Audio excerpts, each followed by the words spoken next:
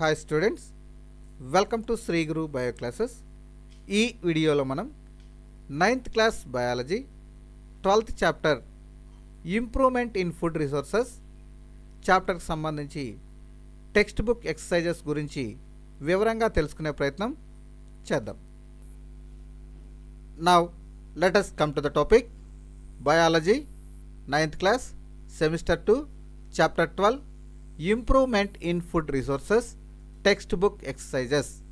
Now let us come to the first question. Explain any one method of crop production which ensure high yield. Answer: crop production is one of the common methods used for crop production which ensure high yield.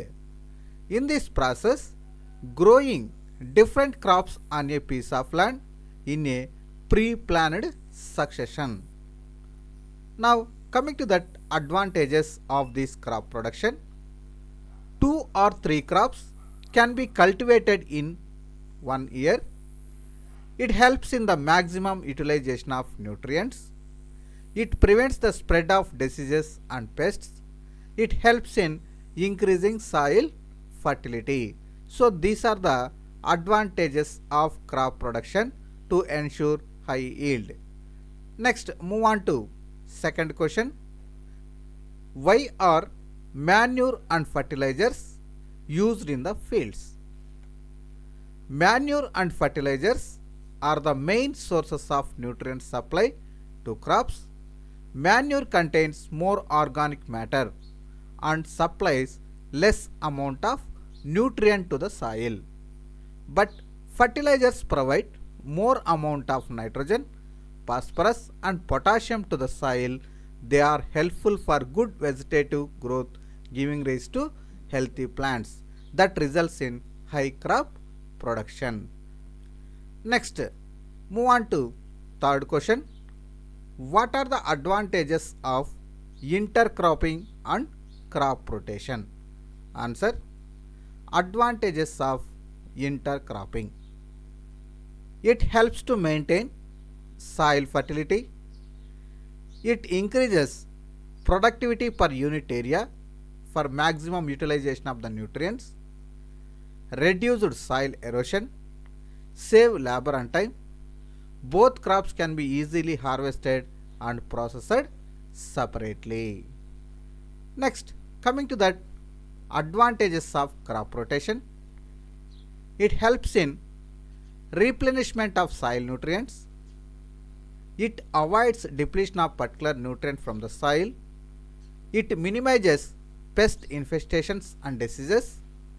It helps in weed control. It prevents change in the chemical nature of the soil. These are the advantages of crop rotation.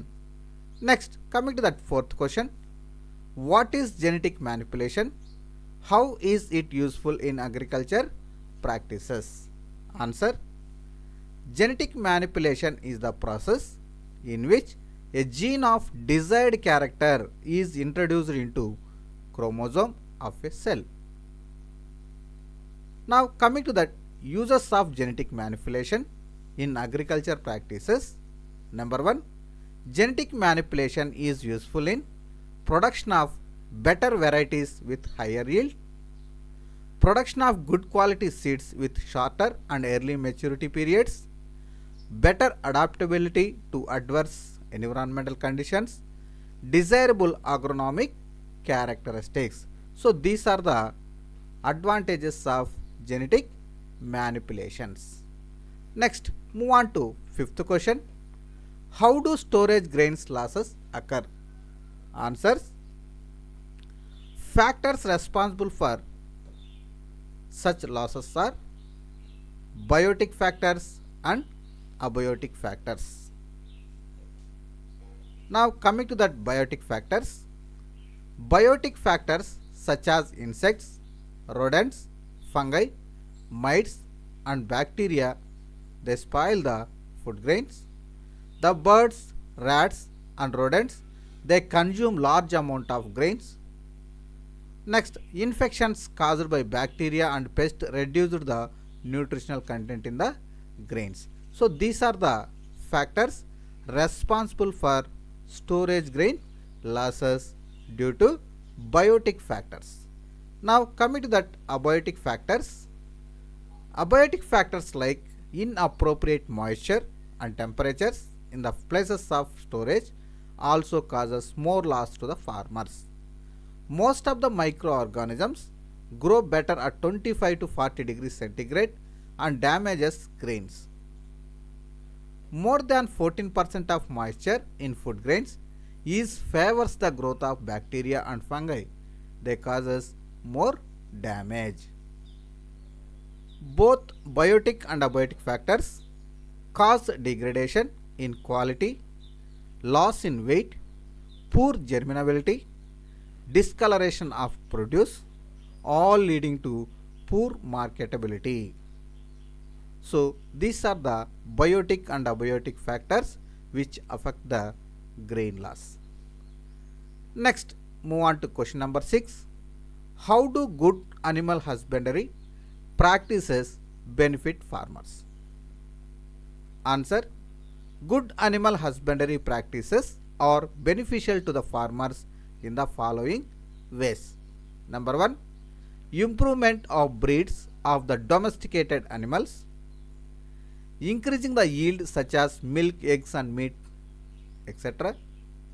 Proper management of domestic animals like feeding, shelter and protection against diseases to improve their economic condition. So these are the advantages of good animal husbandry practices. Now move on to question number 7. What are the benefits of cattle farming? Answer. Benefits of cattle farming: increasing milk production from milch animals, production of good quality of meat, fiber and skin, etc. Producing good breeds for agriculture practices. These are the benefits of cattle farming. Next, move on to 8th question. For increasing production, what is common in poultry, fisheries and beekeeping? Answer. Cross breeding is the common method to increasing production in poultry, fisheries and beekeeping. Next, move on to 9th question. How do you differentiate between capture fishing, mariculture and aquaculture? Answer. Capture fishing is the method in which fishes are captured from natural resources like pond, seawater and estuaries, etc. Now coming to that mariculture. Culturing of fish in marine water is known as mariculture. Now coming to this aquaculture.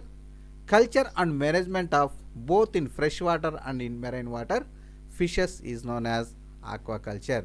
So these are the differences between capture fishing, mariculture and aquaculture. If you have any doubts on this topic, please mail us to sreegurubioclasses@gmail.com or comment in comment section. Thank you for watching.